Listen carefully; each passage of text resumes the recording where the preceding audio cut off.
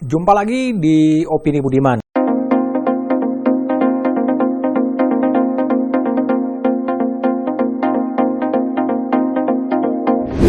Wacana Presiden 3 periode dan penundaan pemilu rasa-rasanya sudah game over.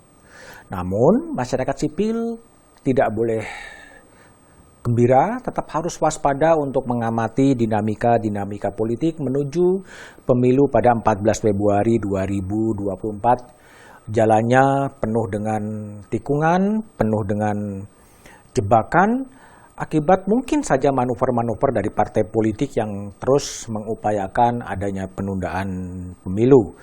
Masyarakat sipil harus mengawal KPU agar mampu menyelenggarakan pemilu sesuai dengan jadwal. Sebelum aksi mahasiswa 11 April 2022, Presiden Jokowi memanggil sejumlah menterinya ke Istana Bogor. Dan dalam pengantarnya, Presiden Jokowi menegaskan bahwa pemilu tetap akan digelar 14 Februari 2024. Tidak ada penundaan. Komisioner KPU juga telah dilantik di Istana, begitu juga Ketua Badan Pengawas Pemilu. Ketua KPU adalah Hasyim Asyari dan Kepala Bawaslu adalah Rahmat Bagja.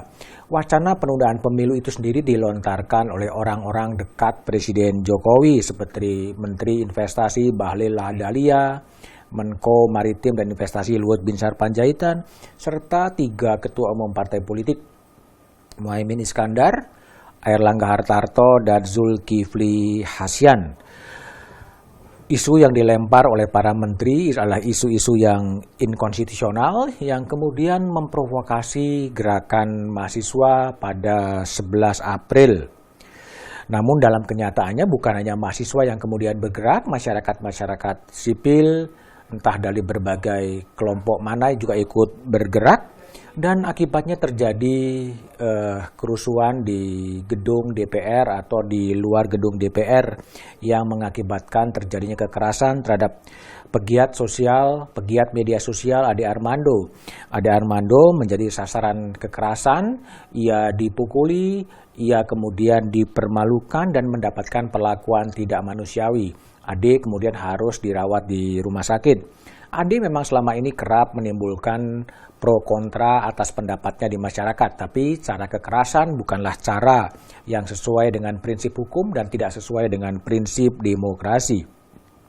Kekerasan juga telah merusak demokrasi itu sendiri. Karena itu, karena konstitusi menegaskan siapapun harus tunduk pada hukum, menjadi tugas penegak hukum kemudian untuk menegakkan hukum itu sendiri. Menjadi tugas KPU setelah dilantik adalah menyusun tahapan-tahapan pemilu karena sesuai dengan undang-undang 20 bulan sebelum pemilu dilangsungkan, artinya pada 14 Juni 2022 tahapan pemilu akan dimulai. Dengan waktu yang sedemikian ketat tentunya menjadi tugas KPU, tugas Bawaslu, pemerintah dan DPR untuk segera menyelesaikan tahapan-tahapan pemilu menuju 14 Februari 2024 dan dikomunikasikan kepada publik. Yang harus diingat adalah KPU adalah lembaga mandiri dan lembaga independen. Dan tentunya menjadi tugas pemerintah dan DPR untuk memastikan ketersediaan anggaran untuk pelaksanaan pemilu. Mengutip Presiden Jokowi, ada permintaan anggaran sekitar 100 triliun untuk pelaksanaan pemilu dan Presiden meminta agar anggaran itu didetailkan terlebih dahulu. Anggaran tentunya tidak boleh mengganggu proses tahapan-tahapan pemilu, namun KPU juga harus bisa mempertimbangkan bagaimana anggaran juga bisa diterapkan, bisa diefisienkan di tengah anggaran-anggaran yang terbatas. Yang juga publik ketahui di tahun 2024 nanti akan ada 2 pemilu 14 Februari 2024 dan Pilkada serentak 27 November 2024. Pemilu 14 Februari 2024 akan memilih presiden dan wakil presiden, memilih anggota DPR, memilih anggota Dewan Perwakilan Daerah, anggota DPRD provinsi dan kota. Bangsa ini harus disadari akan memasuki fase-fase kritis.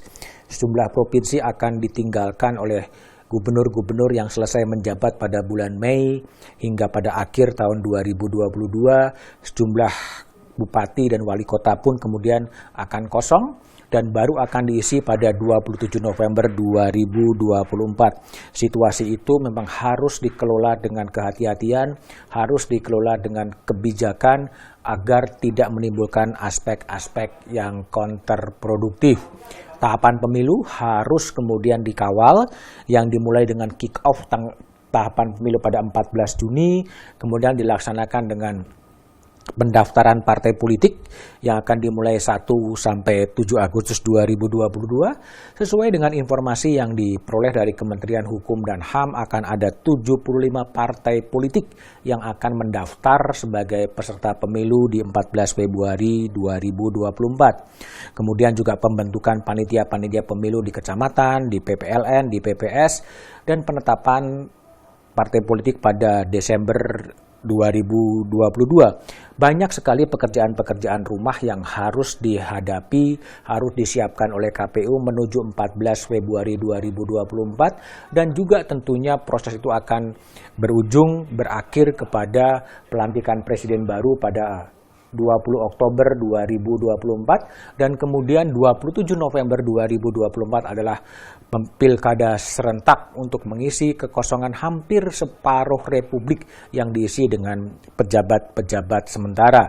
Marilah kemudian kita kawal secara seksama agar tahapan-tahapan pemilu itu bisa berjalan dengan baik, bisa dikelola dengan baik, dan bangsa ini tetap bisa menjaga konstitusi dan juga bisa menjaga regularitas demokrasi itu sendiri.